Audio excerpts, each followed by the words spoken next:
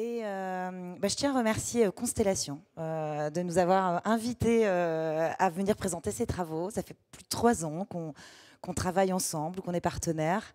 Je tiens aussi à remercier Vision Group, qui est un autre de nos partenaires depuis 3 ans. Et c'est chouette parce qu'on a tous ensemble cheminé sur les enjeux de l'IT et de l'écologie. Et c'est bien, on a vraiment appris ensemble. Donc c'est une partie de nos enseignements qu'on va essayer de vous relater aujourd'hui, notamment comment objectiver les bénéfices climat des solutions numériques. Il y a beaucoup de solutions dont on pense qu'elles sont bonnes pour la planète, mais le sont-elles réellement ? À quels critères, donc sous quelles conditions elles le sont ? C'est un peu ce travail qu'on a essayé de mener pour permettre aux acteurs du numérique de vraiment orienter leur travail, leur nouveau développement, leur positionnement dans le bon sens de cette décarbonation et de la réduction des impacts environnementaux. Finalement, donc Carbone 4, on a fondé donc, il y a 3 ans une discipline spécialisée sur le secteur de l'IT avec Zénon Vasselin qui est ici. On a fondé ça tous les deux parce qu'on se posait pas mal de questions. Moi, la première chose qui m'avait un peu horrifiée, c'est que l'IT, c'est du digital, c'est du wireless, ce sont des ondes, donc c'est très immatériel. Et pourtant, il y a une insoutenable matérialité à toutes les activités numériques. Moi, je regarde régulièrement des photos de ce qui se passe au Nord Kivu, dans des mines sauvages de coltan qui permettent de faire tous nos magnifiques devices électroniques, où des gamins sont esclaves et menacés par des juntes militaires armées pour extraire ce coltan. Donc c'est un des premiers moteurs qui nous a motivés avec Zénon. Et puis l'autre l'autre question qu'on a trouvée qui est assez folle, c'est que, vous le savez mieux que moi, je ne suis pas une spécialiste du numérique, mais le numérique c'est fait de plein de couches. Il y a des couches physiques, il y a des couches logiques, il y a des couches logicielles, il y a des couches fonctionnelles. Et en fait, à chaque fois qu'on pose des questions à des acteurs de l'IT, on dit « ouais, mais physiquement, qu'est-ce qui se passe ?» Eh bien, il y a une perte de lien majeure entre ce qui se passe quand on parle des activités IT et de leur réalité physique. Et donc, c'est une des autres raisons qui nous a motivés avec Zénon à explorer ce sujet. Maintenant, si vous voulez, pour vous réveiller un petit peu, et puis pour redynamiser tout ça, je vous propose un petit quiz pour commencer, avant qu'on déroule nos concepts. Slide 2 direct. Voilà. Enfin, Carbone 4 a déjà à peu près été présenté par Hélène. Ah ouais, c'est vrai. Notre pratique numérique. C'est vrai. Alors, je peux dire rapidement, on fait 2 choses pour nos clients, dans le numérique ou ailleurs. D'abord, on les aide à réduire leurs impacts environnementaux, et on les aide aussi à se préparer aux bouleversements écologiques et climatiques qui sont déjà en cours et qui vont percuter de plein fouet leur business et leur modèle d'affaires.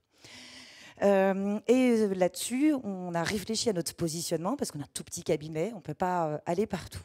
Et on s'est dit que nous, on avait envie de à la fois remonter la chaîne de valeur vers cette insoutenable matérialité extractive dont je vous parlais tout à l'heure, et à la fois de la descendre vraiment vers le B2C, vers les usages massifiés. On a eu quelques missions, on s'est rendu compte que changer quelques lignes de code qui permettent de diminuer soit la taille, soit la puissance mobilisée sur un appareil, quand c'est ensuite déployé sur des millions d'appareils dans le monde, et ben ça commençait à avoir de l'effet.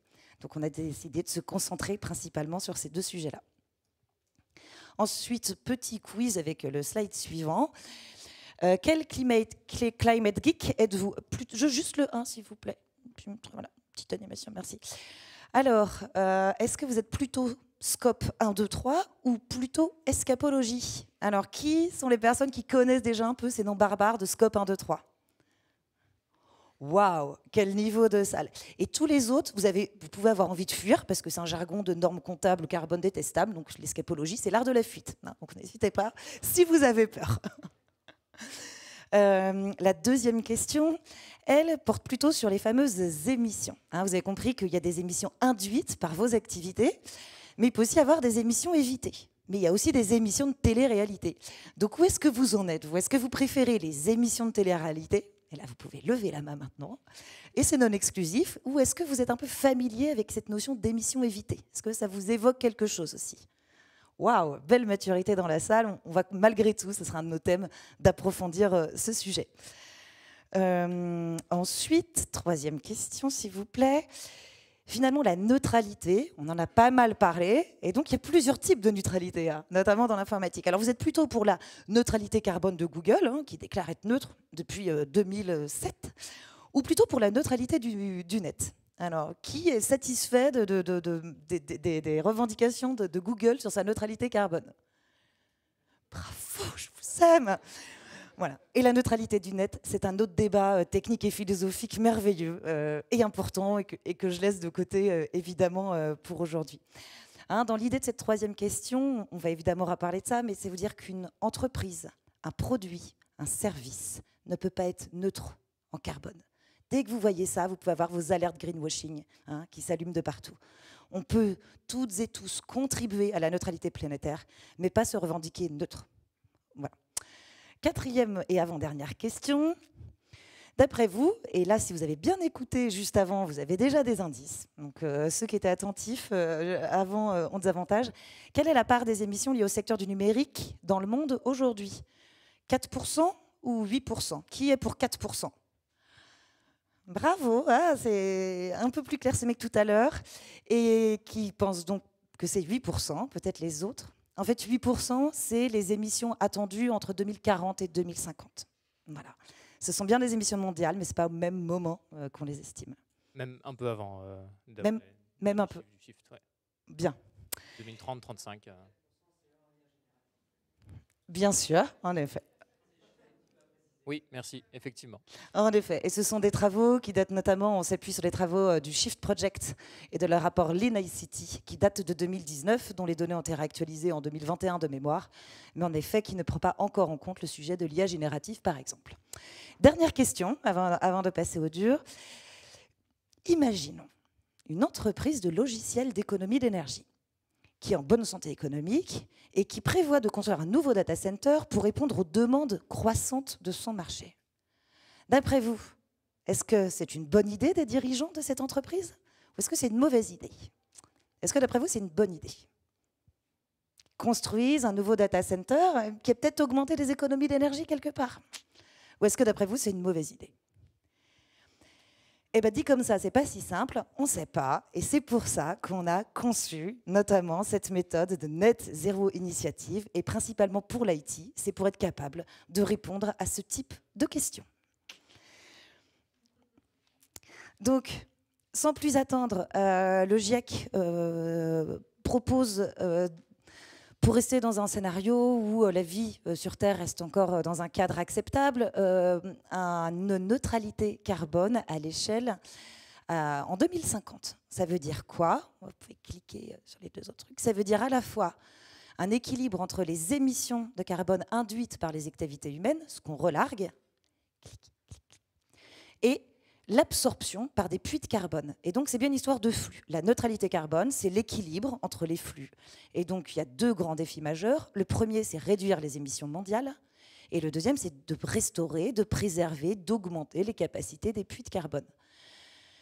Le sujet majeur de tout humain, organisation humaine, entreprise, c'est d'abord de réduire les émissions mondiales. Hein, faut prendre 90% de son énergie à penser à réduire ses émissions avant de prendre 10% à augmenter les puits, puisqu'en fait, sur Terre, la Terre est trop petite pour être capable, avec le rythme économique actuel que nous avons, de séquestrer l'équivalent de tout ce que nous émettons. Quand on avait fait un calcul de Cointable, il fallait 7 planètes, je crois, pour se dire, avec la taille de l'économie actuelle qui émet tant de carbone, il faudrait 7 planètes couvertes de forêt pour l'équilibrer. Hein, pour vous dire les ordres de grandeur et où vous devez placer votre effort. Donc ça, c'est au niveau mondial. Après, quand on est une plus petite organisation humaine, hein, par exemple une entreprise, on a plusieurs manières d'essayer de réduire les émissions mondiales. On peut réduire ses propres émissions, ou alors on peut aussi aider les autres à réduire leurs émissions.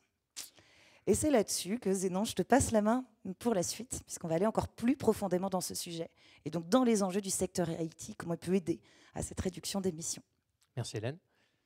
Merci à toutes et tous.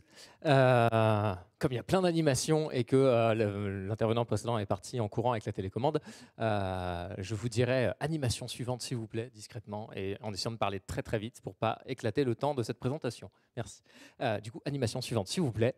La question qu'a posée Hélène se pose aussi à l'échelle de l'entreprise. Pour une entreprise, Aujourd'hui, déjà, maintenant, il s'agit d'abord de réduire ses propres émissions. Ce qu'on appelle, je suis un peu trop grand pour ce projecteur, ce qu'on appelle les émissions induites, le pilier A de Net Zero Initiative. Je réduis mon empreinte carbone. Vous connaissez a priori la chanson parce que vous avez à peu près tous et tous levé la main quand on a parlé de scope 1, de scope 2 et de scope 3. Eh bien, c'est dans le pilier A que sont ces 3 scopes. Ah, c'est beaucoup mieux, j'ai retrouvé ma rétine. Ensuite, quand on est une entreprise du secteur IT, on peut aussi essayer de réduire les émissions de son secteur. Donc, dans l'animation suivante, vous voyez ce qu'on appelle communément le Green IT, une entreprise qui essaie de réduire les émissions du secteur numérique. Et vous pouvez aussi, en tant qu'entreprise du numérique, essayer de réduire les émissions des autres secteurs, peut-être à travers vos solutions, vos produits et services numériques. Donc, dans l'animation suivante, vous voyez la notion d'IT for Green apparaître à l'écran. Ça, c'est ce qu'on appelle le pilier B de Net Zero Initiative. Donc, animation suivante, s'il vous plaît. Le sujet des émissions évitées qui nous occupe aujourd'hui. Et enfin, on en a parlé, il s'agit aussi d'augmenter les puits de carbone à l'échelle mondiale. C'est indispensable pour atteindre les objectifs. Quand on est une entreprise du numérique, les puits de carbone, ce n'est pas trop notre tasse de thé, a priori. On peut toujours financer, développer des projets d'absorption de carbone, ce qui ne permet évidemment pas de revendiquer une neutralité carbone d'entreprise, mais bien une contribution à l'atteinte de la neutralité carbone mondiale. Bien. Alors, pour vous aider à séparer le bon green de l'ivraie, on vous a préparé un guide. Bien. Alors, il y avait déjà un guide sur les émissions évitées, c'était le guide pilier B de Net Zero Initiative qui donne des méthodologies générales de calcul d'émissions évitées, donc l'indicateur pilier B qu'on a vu tout à l'heure, qui était déjà décliné dans pas mal de secteurs. Pour le numérique, on a fait un zoom. Alors, enfin pas un webinaire, hein, mais vous pouvez passer à l'animation suivante. On a fait un guide supplémentaire pour le numérique et on ne l'a pas fait tout seul en fait parce qu'on a eu la chance de travailler avec 9 entreprises sponsors qui s'affichent ici à l'écran et je dois particulièrement remercier aujourd'hui évidemment Constellation qui a collaboré et vous allez entendre les témoignages de 2 de ces entreprises sponsors tout à l'heure. Moi je vais vous présenter rapidement le contenu. Comment ce guide il peut vous aider, vous, entreprise, à évaluer les émissions évitées de vos solutions numériques. Eh bien, déjà, ce guide vous propose de partager le constat à travers une charte d'engagement qui replante le décor dont on a parlé, qui explique le rôle du numérique dans la décarbonation mondiale. Ensuite, on vous aide à mieux comprendre comment vos solutions agissent pour réduire les émissions chez vos clients. Ça se fait à travers un exercice finalement assez qualitatif, on va dire, de classification des solutions numériques. Ça vous aide à mieux comprendre ce qui physiquement décarbone dans vos solutions. Après, on donne des éléments de méthode qui permettent de surmonter les obstacles principaux. Et enfin, si jamais vous proposez des solutions en lien avec la circularité, en lien avec le cloud, la virtualisation, en lien avec la mise en relation d'une offre et d'une demande, ou enfin en lien avec une optimisation de la demande, essayez d'instiller des comportements de sobriété potentiellement chez vos utilisateurs, eh bien la dernière partie, la boîte à outils, est faite pour vous parce qu'on rentre un peu plus précisément dans ces 4 familles de solutions. Bon, que retenir de ce guide? Alors en 4 points, ce sera assez difficile. Vous allez voir dans le slide suivant, j'ai essayé de donner quelques éléments. Alors, premièrement, déjà, il faut retenir qu'il s'agit là de l'indicateur des émissions évitées. Qu'est-ce que c'est que cet indicateur? C'est une boussole qui vous aide à voir si aujourd'hui, vos produits et services aident le monde à se décarboner. Ça ne dit pas si vos produits et services sont compatibles avec un monde bas carbone futur, hypothétique. Ça dit juste, est-ce qu'aujourd'hui, cette solution est pertinente dans la décarbonation des autres? Voilà. Ensuite, avant de faire des calculs compliqués, je sais que vous adorez ça, moi aussi, il s'agit d'abord d'essayer de bien comprendre ce qui se passe physiquement. Et ça, vous l'avez vu, c'est la classification des solutions qui propose une analyse qualitative d'abord pour être sûr de bien comprendre en quoi votre système agit sur les émissions. Vous verrez, la littérature est assez fournie quand il s'agit de vanter les bienfaits de solutions numériques. Assez souvent, en lisant un article ou une publicité d'une solution numérique, on ne comprend pas en quoi ça décarbone quoi que ce soit. Bon, eh bien, cette interrogation est légitime. Nous, on vous propose de trancher ça avec cette première analyse. Ensuite, rassurez-vous, vous pouvez mener à bien les calculs. Et pour ça, particulièrement dans le monde numérique, vous allez avoir besoin de données de bonne qualité, de très bonne qualité, parce qu'en fait, et c'est le dernier point, l'effet rebond est omniprésent dans le numérique. Et donc, on vous propose aussi dans cette méthode des solutions pour commencer à apprivoiser cet effet rebond et à mieux comprendre quels sont ses sous-jacents. Bien. Alors, la méthode, en fait, est assez exigeante. C'est normal, le numérique aujourd'hui, il a surtout servi à accélérer la destruction du vivant, et donc il est temps de se donner les bonnes lunettes, j'aime bien dire de mettre notre casque de réalité réelle et de regarder ces solutions numériques avec le bon niveau de rigueur pour être capable de déterminer les effets indirects de nos systèmes numériques. En pratique, comment faire? Bien. Eh bien, pour répondre à cette question, j'ai l'honneur d'accueillir d'abord Christophe Lahaye, qui est directeur associé de Stellaire, sponsor de Net Zero Initiative for IT, qui va nous faire un premier témoignage. Christophe, bienvenue. Vous pouvez l'applaudir. Bonjour. Bonjour à toutes et tous. Merci Zénon. Merci Hélène pour cette introduction. Alors, j'ai participé au groupe de travail. Oui, c'est mieux avec le micro. J'ai participé au groupe de travail Net Zero for IT qui a commencé à peu près en décembre de l'année dernière. On a fait une série d'ateliers et l'équipe de Carbone 4 a rédigé un certain nombre de documents. Mais les documents sont à la fois des introductions, des références bibliographiques. C'était un peu compliqué, même avec la méthode proposée par Carbone 4, d'avoir un outil pratique qui nous permette de travailler réellement sur des cas d'école. Tout à l'heure, dans la présentation précédente, pour ceux qui étaient déjà dans la salle, Étienne et Olivier ont présenté toute une série d'offres bas carbone que Constellation a mises sur le marché, a proposé à ses clients pour les aider à décarboner leur IT. Et on s'est dit, on va prendre chacune de ces solutions-là, les unes après les autres, et on va regarder avec le prisme NZD for IT comment on peut mettre en évidence des émissions évitées ou pas. Parce qu'il y a vraiment lieu de s'interroger, et en fonction des clients qu'on va adresser, de regarder si chez ces clients-là, la méthode NZD4IT de calcul permet de mettre en évidence X tonnes de carbone évitées, ou bien, et donc en tant que Constellation, on pourra dire on a accompagné nos clients dans la décarbonation de leur IT. Et puis, si on tombe sur un os, soit méthodologique, si on n'a pas réussi simplement à entrer dans les critères de la grille, soit d'un point de vue calcul, on dira peut-être cette solution-là n'est pas adaptée, dans ce cas client, à la décarbonation de votre IT. Donc on a fait l'exercice en pratique sur toute une série d'exemples. Je vais en prendre deux, rassurez-vous. On ne va pas en faire 30 parce que c'est quand même un tout petit peu lourdingue. Mais l'idée, c'est la méthode et surtout la façon dont vous, dans vos IT respectifs, vous pourriez mettre en œuvre la méthode qui a été mise en place par Carbone 4 et le groupe de sponsors. Donc c'est une méthode en 3 étapes, c'est relativement simple.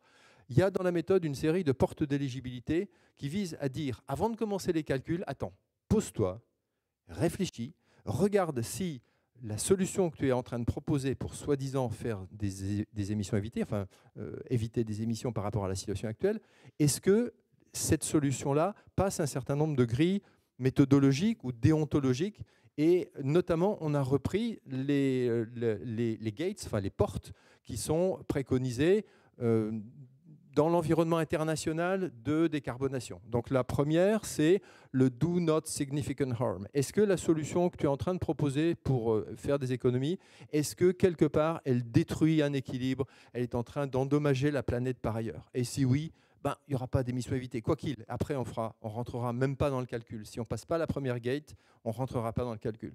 Et les gates s'enchaînent comme ça. Non, juste sur la première, la slide d'avant. Ouais, merci. La gate 2, c'est une analyse du secteur. Est-ce que l'usage final de la solution vendue au client est conforme aux 17 préconisations de l'Organisation des Nations Unies qui ont été, je ne sais pas si vous avez vu ce document, en 2016, l'Organisation des Nations Unies, avec ses 193 pays, a émis 17 objectifs pour la planète qui vont de réduire la pauvreté, réduire la faim, à éviter d'endommager des écosystèmes. Est-ce que la solution qu'on est en train de proposer n'est pas en contradiction avec l'une de ces 17 recommandations des objectifs de développement durable? Ça a été repris en France sous le nom de ODD 2030.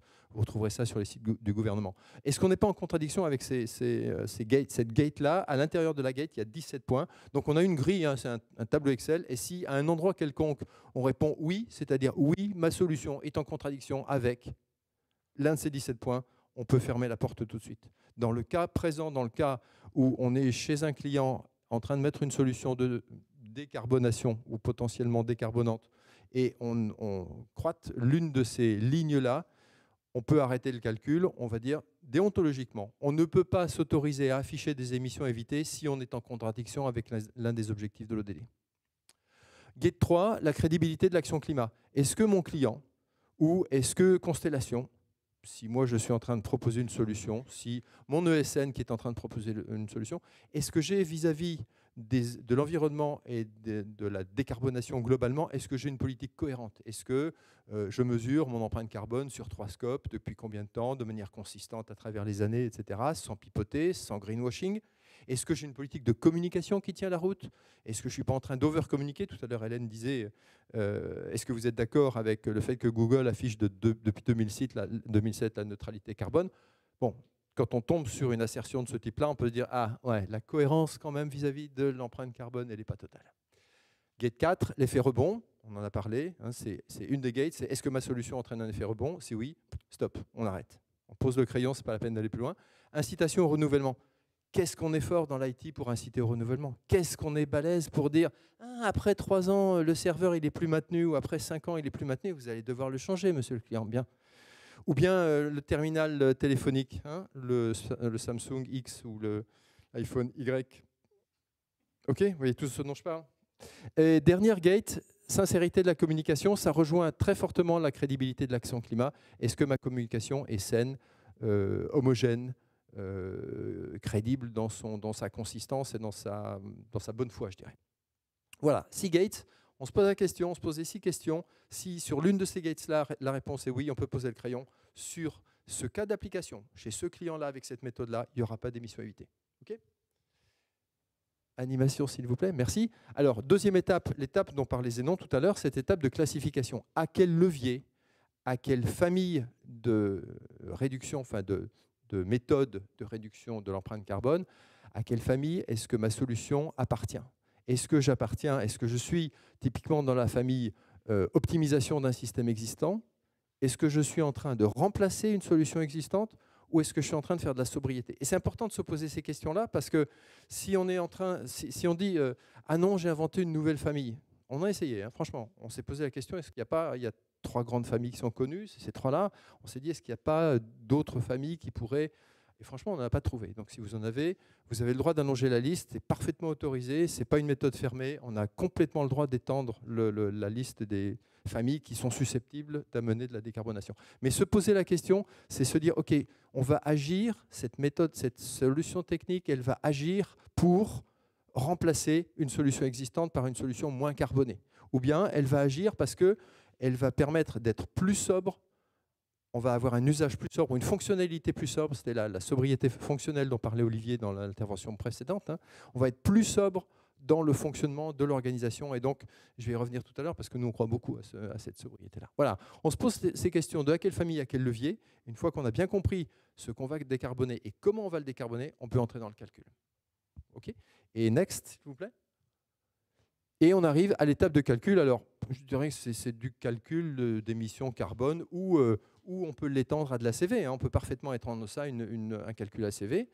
Mais pour faire simple, le proxy le plus commode, c'est l'émission carbone. C'est celui qui est le plus documenté, c'est clair. Et donc, on fait un calcul. Et là, il y a un piège. Il y a un piège parce qu'il faut prendre une solution de référence. Il faut dire, on part d'une situation A, on va aller vers une situation B.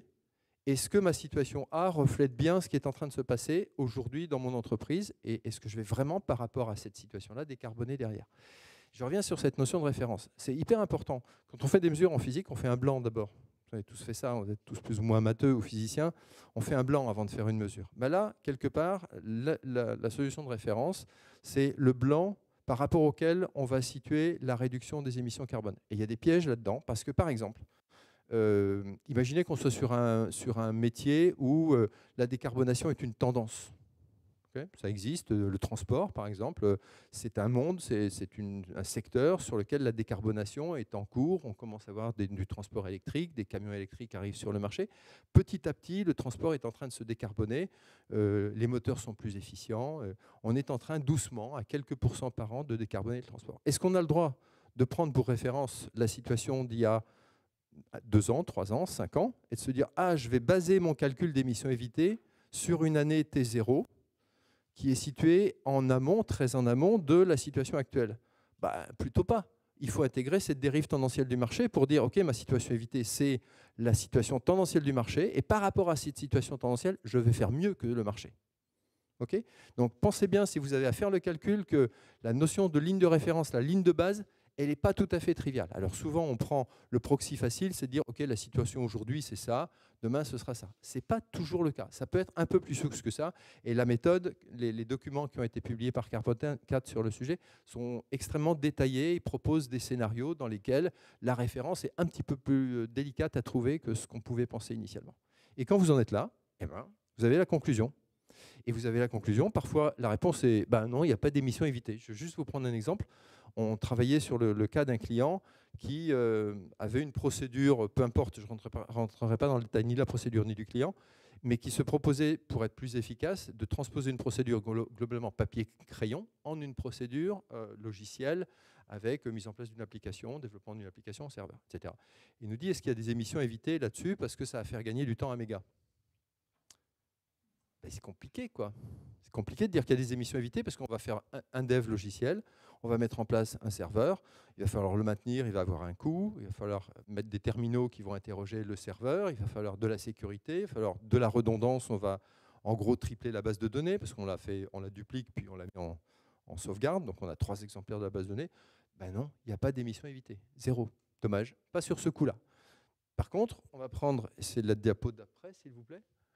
On va prendre un exemple, et c'est l'exemple d'une des offres d'une de nos étoiles, Novae, qui s'appelle Cloud-like, qui, partant d'un scénario de référence, donc avec une base de serveurs installée, a permis de travailler. Donc on a fait à gauche l'empreinte initiale, à droite l'empreinte avec la fonction, enfin avec l'option, le produit Cloud-like. Et donc on voit que sur un ensemble de serveurs et sur une période de 1 an, on était à 15 tonnes 5, donc c'était 4 ou 5 serveurs. Hein. Ce n'était pas un data center sur lequel on a fait l'exercice, mais c'était une série de serveurs.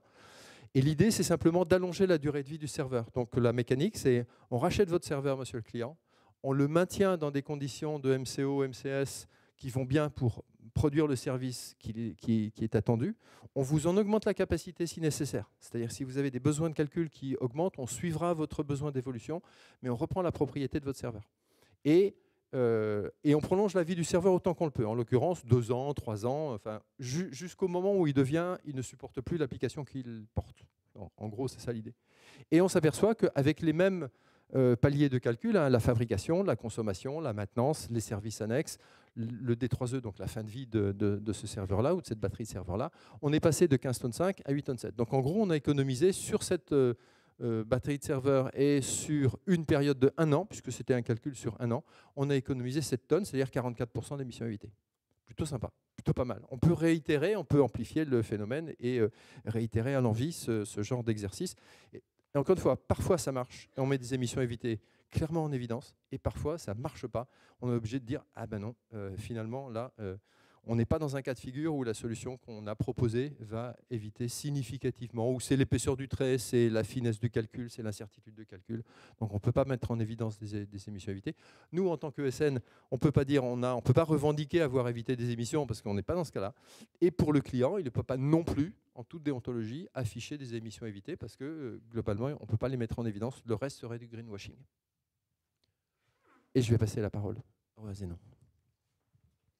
Merci Christophe. Vous pouvez commencer à applaudir, et en continuant d'applaudir, je vais pouvoir accueillir Pascal, qui est aussi une des sponsors de NZD4IT, qui va proposer le témoignage pour le groupe Vusion. Pascal, à toi. Merci, bonjour à tous. Alors, moi je travaille pour le groupe Vusion, donc, qui est une société qui commercialise des solutions de digitalisation pour le commerce. Donc, ce sont ces petites étiquettes électroniques que vous voyez dans les magasins lorsque vous faites vos courses. Et donc, ce qu'il est important de comprendre dans ces petits IoT qui sont disposés en magasin, c'est qu'ils permettent un nombre de fonctionnalités assez importantes. Alors, nous, en tant que consommateur final, on voit l'affichage de prix, l'affichage éventuellement du prix au kilo ou au litre pour répondre à la réglementation. Mais en réalité, ces étiquettes permettent bien d'autres choses pour les propriétaires de magasins, les gestionnaires de magasins. Ça vous permet notamment de géolocaliser chacune des références que vous avez en magasin. Ça vous permet d'assurer à des marques la bonne présence de leur article sur 1, 2, 3 mètres linéaires pendant une durée donnée. Ça vous permet de suivre une promotion.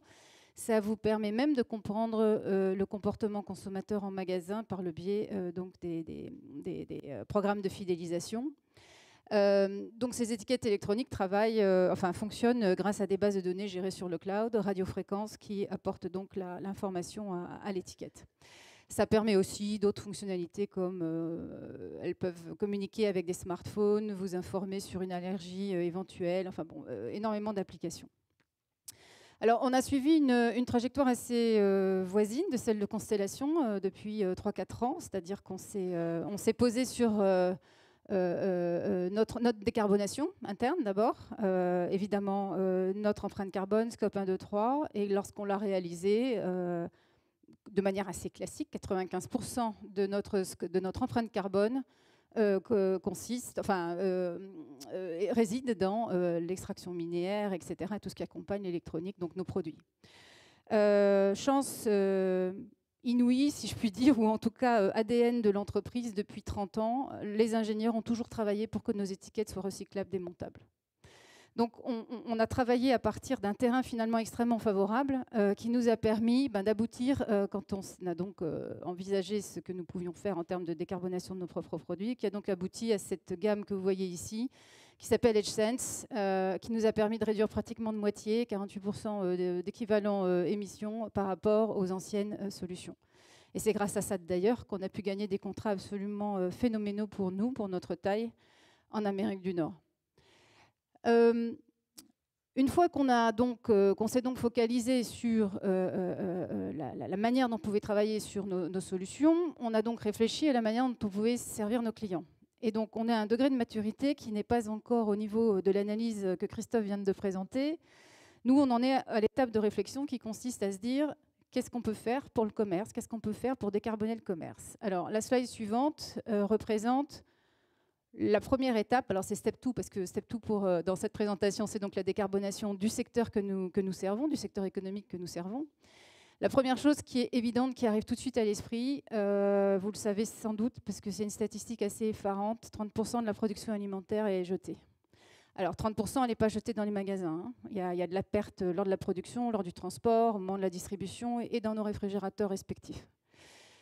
Bon, le commerce ne représente qu'une portion, d'ailleurs assez mineure de tout cela, mais enfin, ce n'est pas une raison pour ne pas attaquer le sujet. On a tous les systèmes d'information possibles au sein du magasin. Il n'y a plus qu'à, si je puis dire, nouer un partenariat avec des startups qui sont... Alors là, en l'occurrence, c'est Smartway, mais il y en a plusieurs. Des startups qui sont spécialisées dans une gestion, une identification très particulière des dates limites de péremption. Et donc, on gère la promotion en magasin de manière que le produit qui est à deux doigts d'avoir atteint sa date limite de péremption fasse l'objet d'une promotion et soit consommé par le consommateur final. Et là, Zénon me dit, est-ce que tu es sûr que tu ne participes pas à la surconsommation du yaourt à deux doigts de sa date limite de péremption? Donc ce slide, en réalité, est une mesure, la seule mesure que nous ayons faite. On a fait ce test grâce à cette start-up pendant plusieurs semaines dans un magasin en Grande-Bretagne, Cavana. C'est une mesure qui ne suit pas la méthodologie émissions évitées. C'est la mesure de Smartway, c'est-à-dire, en gros, basiquement, le magasin avant l'installation perdait tant de kilos de nourriture par jour. Après l'installation, voilà, on a réussi à mesurer le poids de nourriture sauvée. Mais on sait bien que ça, c'est simplement la base qu'il va falloir maintenant affiner en justement considérant si... en suivant cette méthodologie d'émissions évitées, si on arrive bien à nos fins en termes de démonstration. On a réfléchi aux autres scénarios qui, eux, à notre avis, mais ça reste à l'étape de conviction pour l'instant, et donc on en est encore une fois à un degré de maturité qui n'est qu'au stade de la réflexion et du concept, mais on a trouvé deux autres scénarios d'émissions évitées. Alors d'ailleurs, ça, c'est pas une émission évitée finalement, parce que l'émission carbone, elle est déjà là. La nourriture a été produite. C'est ne pas gaspiller une émission déjà présente en réalité. Le deuxième, slide suivante, le deuxième scénario qui nous semble être assez massif en matière d'émissions évitées, c'est qu'en fait, donc, comme vous le savez aussi probablement, l'e-commerce atteint des proportions absolument hallucinantes dans le commerce mondial, bientôt 40% du commerce mondial. Et donc, il arrive assez souvent que lorsqu'un retailer cherche à adresser les commandes e-commerce, eh bien, il construit des entrepôts spécifiques de préparation de commandes dédiés à la réponse au e-commerce. Alors, évidemment, on artificialise les sols, évidemment, émissions carbone relatives aux bâtiments et robotisation. Plus, sans parler des conséquences sociales d'emplois qui sont délocalisés en général aux périphéries des grandes villes et de la vie de nos centres-villes qui s'appauvrit et les petites surfaces qui ferment. Alors, nous, en fait, ce qu'on se dit, c'est qu'on a créé justement tout l'écosystème. Alors, je ne sais pas si vous le voyez bien sur le côté droit de la slide ici. Sur le côté d'une étiquette électronique, il y a une petite diode qui flash. Et grâce à la géolocalisation en magasin donc de chacune des références vendues, un employé du magasin peut fort bien, armé de la commande e-commerce, être guidé dans les travées de manière optimale, c'est-à-dire que son trajet au sein du magasin sera optimisé par l'application, par le logiciel. La référence à mettre dans son petit panier, il sera aidé par le fait que la diode va flasher. Et donc, bon, évidemment, l'efficacité en temps de la constitution de ce panier atteindra jamais l'efficacité d'un entrepôt spécialisé. Mais a-t-on besoin de faire un panier en 5 minutes? Peut-être pas. Et c'est exactement, finalement, ce que l'enseigne Walmart aux États-Unis a pris la décision de s'équiper de notre système uniquement pour ça. Pourquoi? Parce qu'il y a un magasin Walmart à 3 km de chaque Américain. Et donc, ils sont complètement dans ce qu'on appelle, dans notre jargon, le local e-commerce.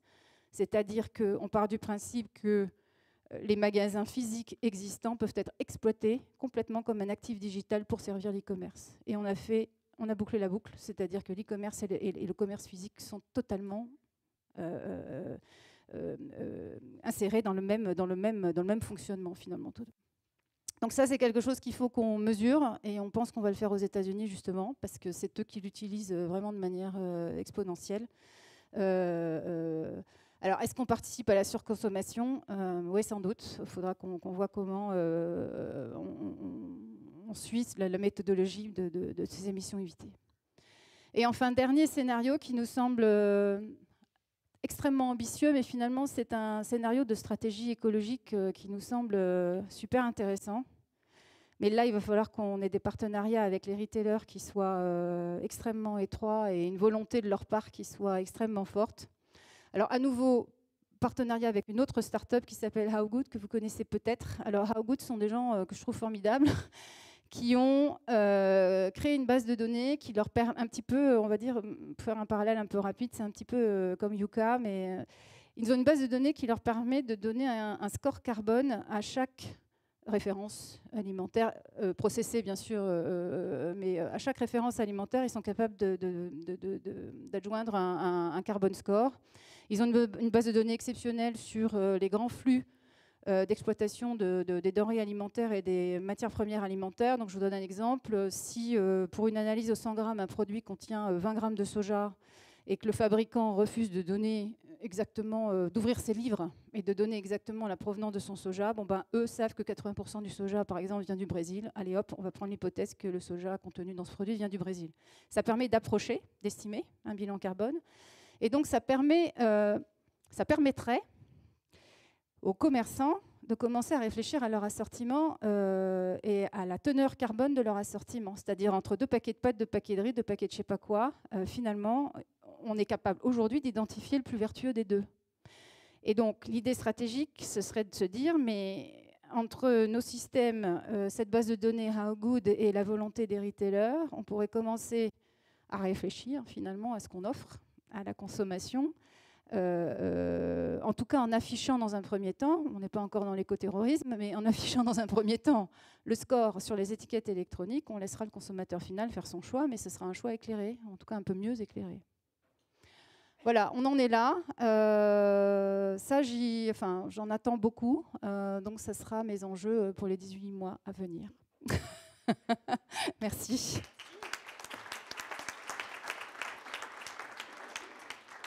Merci Pascal. Vous pouvez l'applaudir encore plus fort, s'il vous plaît.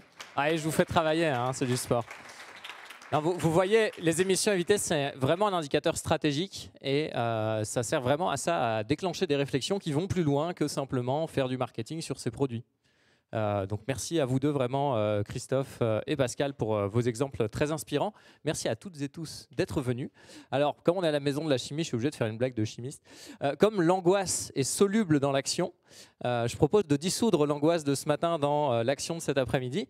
Et une première action très facile et actionnable pour toutes et tous, c'est de vous inscrire au webinaire public de présentation détaillée de la méthode Net Zero Initiative for IT qui se tiendra jeudi dans 2 semaines.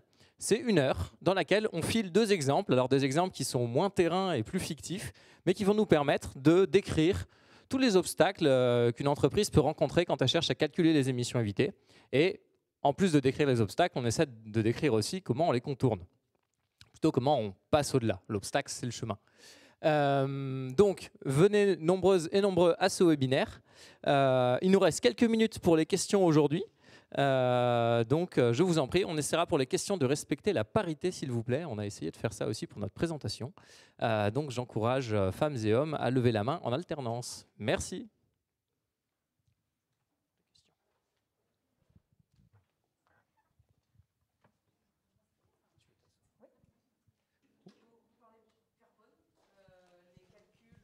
Eau ou justement matériaux rares, c'est quelque chose que vous envisagez aussi?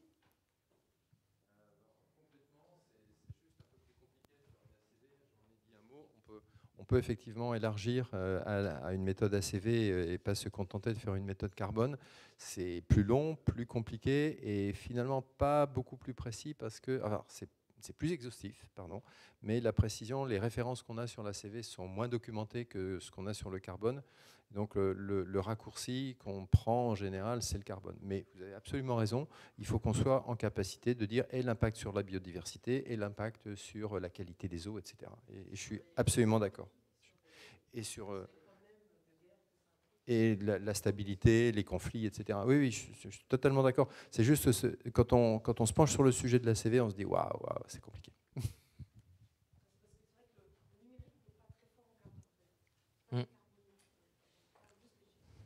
4% des émissions mondiales, c'est gros quand même. Hein. C'est presque toutes les voitures. Oui, effectivement. L'effort est dilué, effectivement. Pascal, oui. Mais la CSRD va nous amener à réfléchir quand même à la limitation des ressources dont nous devons disposer pour produire du numérique. Donc on va y arriver comme ça, en fait, je pense. Et je rebondis aussi, on aime bien souvent faire des mesures très précises parce que ça nous permet de ne pas passer à l'action en attendant.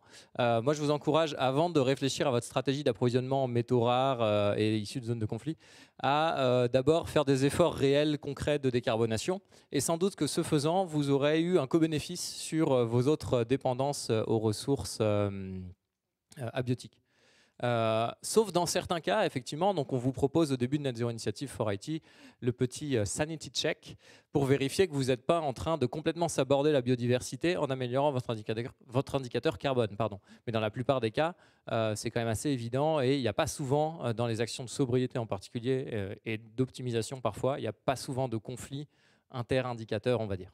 Donc agissez sur le carbone et commencez à mesurer les métaux pendant que vous commencez à agir aussi. Un rebond sur ce rebond, en fait vous avez tout à fait raison quand vous dites l'IT dans nos organisations ça pèse pas très lourd. J'en discutais avec le DSI d'un groupe alimentaire parce qu'on disait qu'est-ce qu'on peut faire pour optimiser l'empreinte IT. Il me dit qu'est-ce que tu veux que je fasse? L'IT chez moi ça pèse 1% de l'empreinte du groupe. Qu'est-ce que tu veux que je fasse? Est-ce que ça aura un sens que on se tue à échanger des serveurs, à les faire vivre plus 1%. Et donc, nous, ce qu'on se dit, c'est que si on prend le problème, en fait, l'IT, c'est un symptôme. L'IT, il porte des process dans les organisations. Il est juste le porteur, l'outil qui permet de canaliser des flux d'informations, de les malaxer, de les resservir aux bonnes personnes ou aux bons endroits. Et donc, la maladie, si on dit l'IT, c'est le symptôme, la maladie qui est derrière, c'est l'hyperdéveloppement de nos process dans les organisations. Et ce qu'on se dit, nous, c'est qu'en lien avec le conseil qu'on est capable de mener, il faut aller à la racine et il faut aller travailler sur les process eux-mêmes travailler avec les métiers sur leurs process, dont on voit bien l'inflation qu'ils ont eue ces dernières années. On est dans l'hyper-contrôle, dans l'hyper-validation, etc. Et donc, travailler sur les process, les faire mincir et n'informatiser que ce qui est strictement nécessaire, là où on veut vraiment, là où la donnée a de la valeur, c'est ça, enfin c'est ce qu'on propose aujourd'hui dans une démarche qui s'appelle Éco-designer votre IT, c'est aller travailler sur les process d'abord et n'informatiser que la partie du process ou la partie des process qui a un sens et qui a de la valeur ajoutée. Et ne pas s'embêter à ne travailler que sur l'IT parce que c'est effectivement pas suffisant. C'est loin d'être suffisant. C'est bien, c'est nécessaire, mais c'est pas suffisant. J'ai vu Thomas me faire un grand signe comme quoi on allait passer maintenant à un process assez simple qui est celui de se lever, de vous remercier pour votre présence une fois de plus et d'aller poursuivre la suite du programme qui ne manque pas d'être passionnante. Merci encore d'être venu et puis à votre disposition pour discuter évidemment.